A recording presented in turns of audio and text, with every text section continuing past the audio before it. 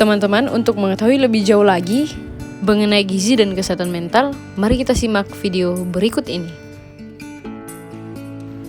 Influenza, migrain, diare, dan tipes. Pasti kalian mengenal penyakit ini. Biasanya saat kita menderita penyakit tadi, kita akan merasakan hal yang tidak nyaman pada tubuh dan cepat-cepat mencoba untuk menghilangkan ketidaknyamanan itu. Salah satunya dengan mengkonsumsi obat-obatan atau melakukan konsultasi ke dokter. Tindakan ini umumnya dilakukan seseorang ketika mengalami keluhan pada fisiknya. Namun menjadi berbeda ketika kita berbicara mengenai orang yang mengalami keluhan pada kondisi mentalnya. Kesehatan mental di Indonesia masih sering dianggap sebagai hal yang sepele.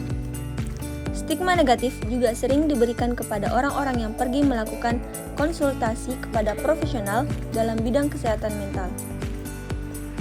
Dengan adanya stigma ini, orang menjadi berpikir dua kali untuk memeriksa kondisi mentalnya. Belum lagi tidak sedikit orang-orang yang meluncurkan komentar negatif kepada orang yang mengalami keluhan mental.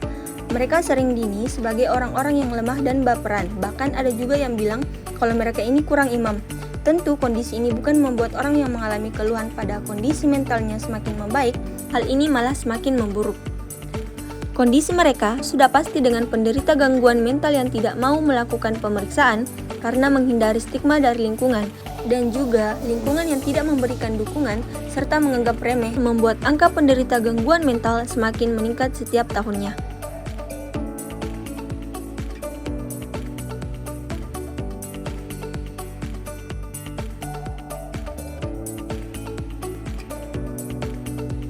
Pada tahun 2021 sendiri, Kementerian Kesehatan Indonesia mengatakan kalau peningkatan sebanyak 6,5% pada kasus depresi, dan ini hanya dari depresi saja, belum termasuk gangguan mental lainnya.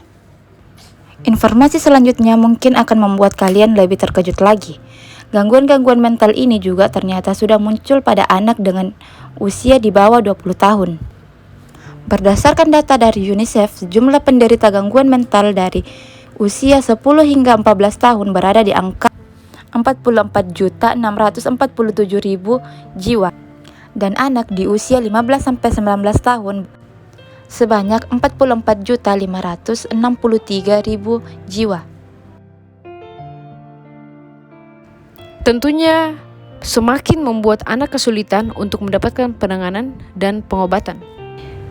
Kondisi ini tentunya dapat memperberat kondisi mental anak, dan lebih parahnya anak bisa saja memunculkan keinginan untuk mengakhiri hidupnya. Kabar buruknya, hal ini sudah terjadi. Berdasarkan data lain dari UNICEF, pernyataan kematian yang dikarenakan bunuh diri pada anak usia 15 hingga 19 tahun berada di posisi keempat di tahun 2019. Bahkan kematian anak yang disebabkan oleh HIV digabungkan dengan angka kematian anak karena tenggelam masih belum bisa menyaingi jumlah angka kematian anak yang disebabkan oleh bunuh diri. Lalu apa yang bisa dilakukan untuk berkontribusi dalam menekan jumlah peningkatan angka penderita gangguan mental atau bahkan angka bunuh diri? Salah satu upaya yang paling sederhana yang bisa kita lakukan adalah dengan menambah wawasan mengenai gangguan mental. Karena pada dasarnya banyak orang yang memberikan stigma negatif pada penderita gangguan mental adalah orang-orang yang tidak memahami secara baik mengenai gangguan mental itu sendiri. Oleh karena itu, kami mencoba untuk memberikan informasi-informasi yang berkaitan dengan kesehatan mental.